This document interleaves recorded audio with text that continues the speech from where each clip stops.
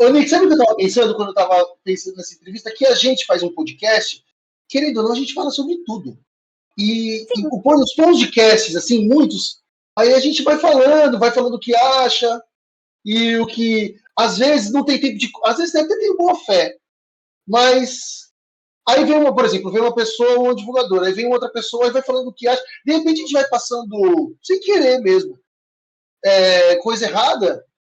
E, assim, porque eu não sei, não sei. O podcast, podcast, às vezes, ele virou uma coisa, é um bate-papo descontraído, entre aspas, sem roteiro. E aí a pessoa às vezes acha que pode falar o que quer, vai no achismo. E não sei, eu fico refletindo nisso. Não sei se vocês acham assim, se isso. Eu tenho muito medo, assim, de repente ficar falando bobagem aqui, sabe?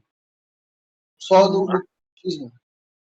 Não sei. Eu acho que por a gente falar sobre tudo, pode realmente a chance eu acho que é um pouco maior. A gente tenta trazer especialistas no assunto, né, isso tenta levar a gente no caminho No mais caminho. correto, porque a gente claro que não é 100% verdade, mas a gente tenta trazer pessoas que entendam sobre o assunto para justamente não falar besteira. Exato. Uhum. Esse é o Então ponto. mas eu acho que assim, tipo, eu, você e o Gui somos, por exemplo, nada da parte do jornalismo. A gente aqui na entrevista pode acabar falando alguma besteira que não tem nada a ver, só que aí, no caso, a Dai já falaria: "Não é assim que funciona, isso e isso". Eu acho que corre o risco da gente acabar falando alguma coisa alguma coisa que não é verdade, só que a gente tenta trazer especialistas para também dar um caminho. Claro que a gente vai trazer especialistas e nem sempre as pessoas vão ser, de fato, uma referência para outras pessoas do mesmo nicho. E aí, de fato, isso pode acontecer. Tem que ter cuidado, né? Sim. Complicado.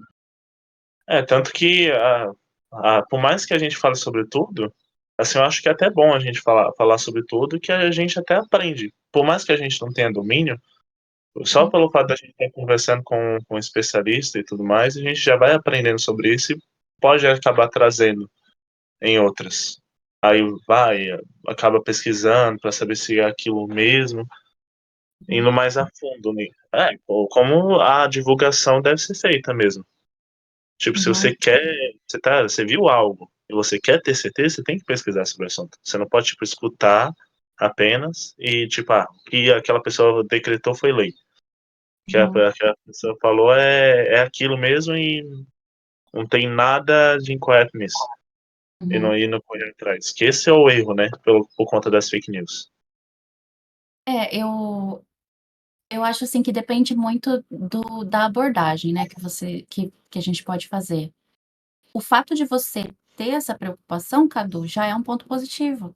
Já diferencia o trabalho de vocês, porque, muita gente vai tentar influenciar o debate e certas discussões e assuntos mais assim, aparentemente sem preocupação sobre o que está falando, né? E a gente tem que ser responsável, né?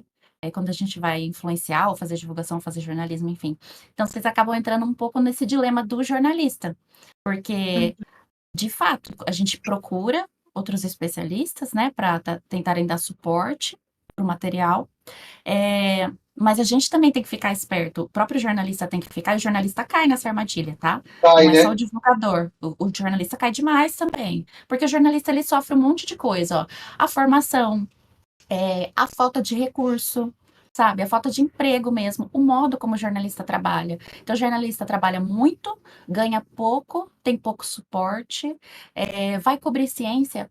A maioria nunca teve nenhuma instrução de como fazer isso. Então, não tem formação científica também, então não consegue avaliar nem como funciona, ou se a pessoa está falando uma bobeira muito grande ou pouco grande. Não consegue, às Sim. vezes, sabe? E aí tem aquele tempo limite de entregar o material para o editor, então está sendo pressionado o tempo todo, não consegue chegar até o final. Esse material que vai para o editor vai mexer também. Ele não tem controle sobre isso, ele não sabe a última versão que vai sair. Então é sempre muito complexo, sabe? Não é simples, não.